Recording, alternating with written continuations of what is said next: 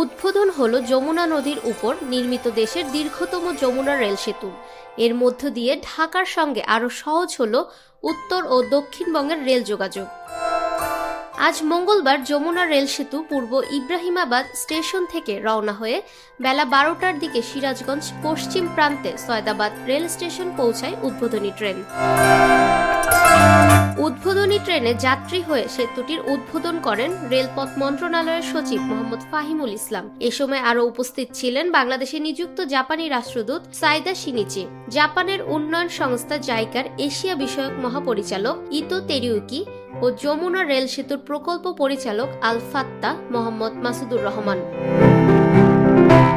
উদ্বোধনী ট্রেনে সয়দাবাদ রেল স্টেশনে পৌঁছে সংবাদ সম্মেলনে রেলপথ মন্ত্রণালয়ের সচিব মোহাম্মদ ফাহিমুল ইসলাম বলেন, যমুনা রেল সেতু উদ্বোধনের মধ্যে দিয়ে রাজধানীর সাথে উত্তর ও দক্ষিণাঞ্চলের রেল যোগাযোগ নবদিগন্তের উন্মোচন হলো।